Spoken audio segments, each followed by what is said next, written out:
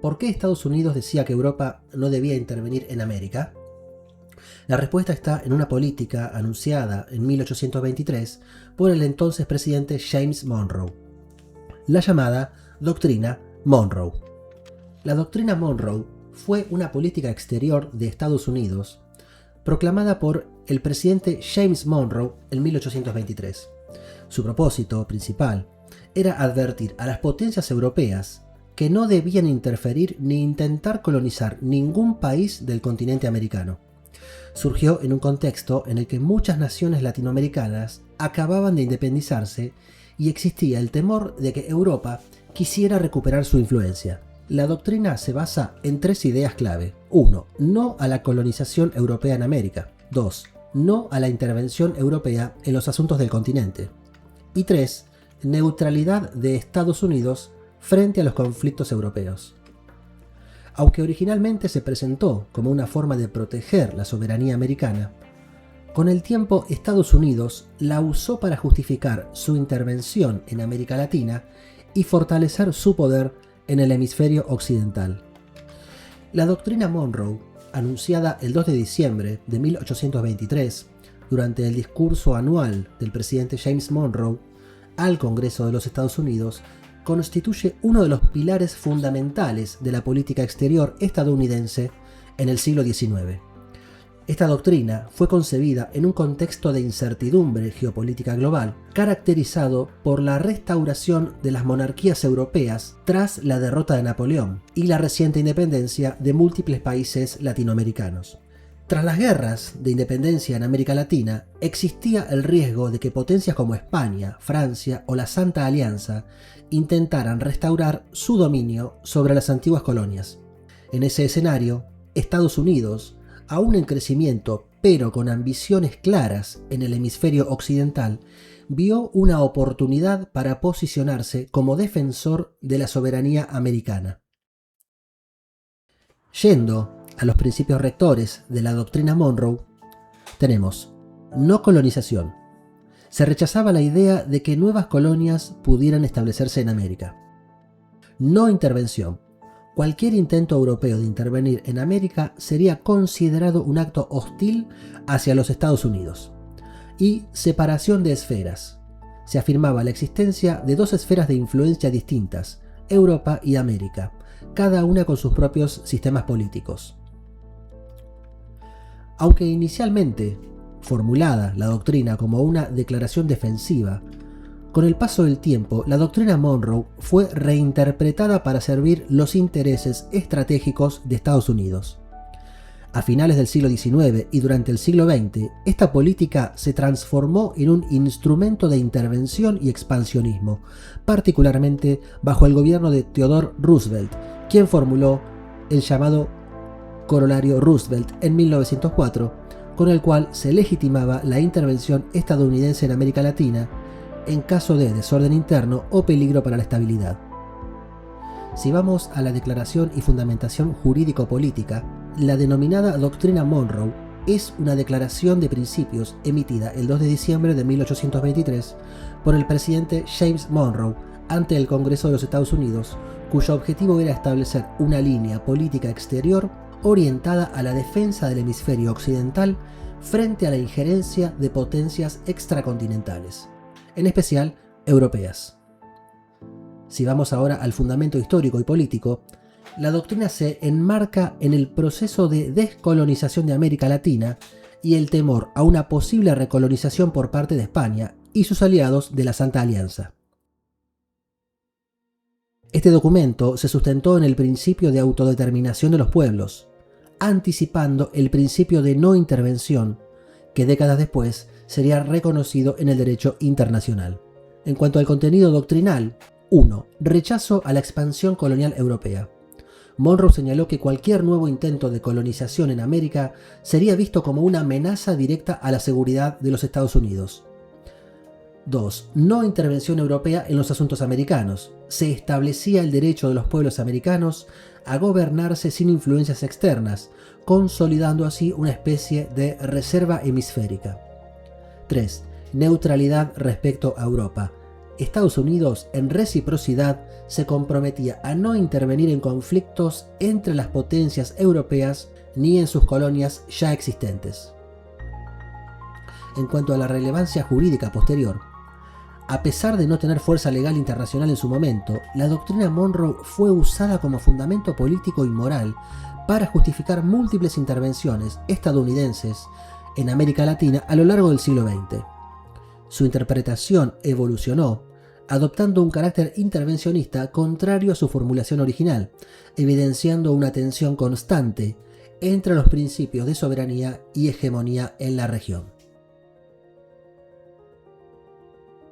A continuación voy a leer el fragmento del 7º mensaje anual del presidente James Monroe ante el Congreso de los Estados Unidos. A propuesta del gobierno imperial ruso, hecha a través del ministro del emperador residente aquí, se han transmitido plenos poderes e instrucciones al ministro de los Estados Unidos en San Petersburgo para negociar amistosamente los derechos e intereses respectivos de las dos naciones en la costa noroeste de este continente. Una propuesta similar se ha hecho por Su Majestad Imperial al gobierno de la Gran Bretaña, a la cual se ha accedido de manera similar. El gobierno de los Estados Unidos ha estado deseoso por medio de este amistoso procedimiento de manifestar el gran valor que invariablemente otorga a la amistad del emperador y la solicitud en cultivar el mejor entendimiento con su gobierno. En las discusiones a que ha dado lugar este interés y en los acuerdos con que pueden terminar, se ha juzgado la ocasión propicia para afirmar como un principio que afecta a los derechos e intereses de los Estados Unidos, que los continentes americanos, por la condición de libres e independientes que han adquirido y mantienen, no deben en lo adelante ser considerados como objetos de una colonización futura por ninguna potencia europea. Se afirmó al comienzo de la última sesión que se hacía entonces un gran esfuerzo en España y Portugal por mejorar la condición de los pueblos de esos países y que parecía que éste se conducía con extraordinaria moderación. Apenas necesita mencionarse que los resultados han sido muy diferentes de lo que se había anticipado entonces. De lo sucedido en esa parte del mundo, con la cual tenemos tanto intercambio y de la cual derivamos nuestro origen, hemos sido siempre ansiosos e interesados observadores. Los ciudadanos de los Estados Unidos abrigamos los más amistosos sentimientos en favor de la libertad y felicidad de los pueblos en ese lado del Atlántico. En las guerras de las potencias europeas, por asuntos de su incumbencia, nunca hemos tomado parte ni comporta a nuestra política el hacerlo. Solo cuando se invaden nuestros derechos o sean amenazados seriamente, responderemos a las injurias o prepararemos nuestra defensa. Con las cuestiones en este hemisferio estamos necesariamente más inmediatamente conectados, y por causas que deben ser obvias para todo observador informado e imparcial. El sistema político de las potencias aliadas es esencialmente diferente en este respecto al de América. Esta diferencia procede de la que existe entre sus respectivos gobiernos y a la defensa del nuestro, al que se ha llegado con la pérdida de tanta sangre y riqueza, que ha madurado por la sabiduría de sus más ilustrados ciudadanos, y bajo el cual hemos disfrutado de una felicidad no igualada. Está consagrada la nación entera. Debemos, por consiguiente, al candor y a las amistosas relaciones existentes entre los Estados Unidos y esas potencias, declarar que consideraremos cualquier intento por su parte de extender su sistema a cualquier porción de este hemisferio como peligroso para nuestra paz y seguridad. Con las colonias o dependencias existentes de potencias europeas no hemos interferido y no interferiremos. Pero con los gobiernos que han declarado su independencia y la mantienen y cuya independencia hemos reconocido, con gran consideración y sobre justos principios, no podríamos ver cualquier interposición para el propósito de oprimirlos o de controlar en cualquier otra manera sus destinos por cualquier potencia europea en ninguna otra luz que como una manifestación de una disposición no amistosa hacia los Estados Unidos. En la guerra entre esos nuevos gobiernos y España, declararemos nuestra neutralidad en el momento de reconocerlos, y a esto nos hemos adherido y continuaremos adhiriéndonos, siempre que no ocurra un cambio que en el juicio de las autoridades competentes de este gobierno haga indispensable a su seguridad un cambio correspondiente por parte de los Estados Unidos.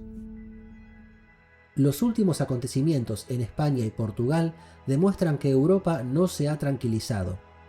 De este hecho importante no hay prueba más concluyente que aducir que las potencias aliadas hayan juzgado apropiado, por algún principio satisfactorio para ellas mismas, el interponerse por la fuerza en los asuntos internos de España.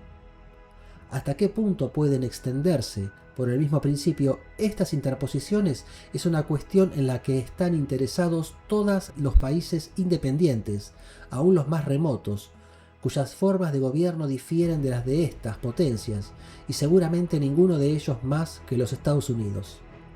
Nuestra actitud con respecto a Europa, que se adoptó en una etapa temprana de las guerras que por tanto tiempo han agitado esa parte del globo, se mantiene sin embargo la misma, cual es la de no interferir en los asuntos internos de ninguna de esas potencias, considerar el gobierno de facto como el gobierno legítimo para nosotros, cultivar con él relaciones amistosas y preservar esas relaciones con una política franca, firme y varonil, satisfaciendo siempre las justas demandas de cualquier potencia, pero no sometiéndose a injurias de ninguna.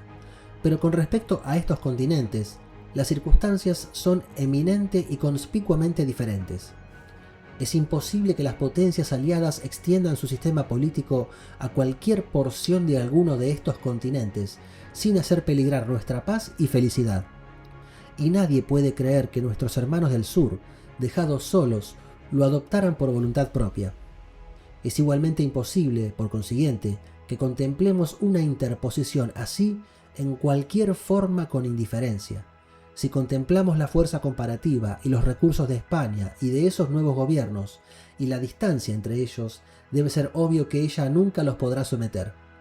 Sigue siendo la verdadera política de los Estados Unidos dejar a las partes solas, esperando que otras potencias sigan el mismo curso. Cabe mencionar que en ningún fragmento de la doctrina se menciona la frase «América para los americanos».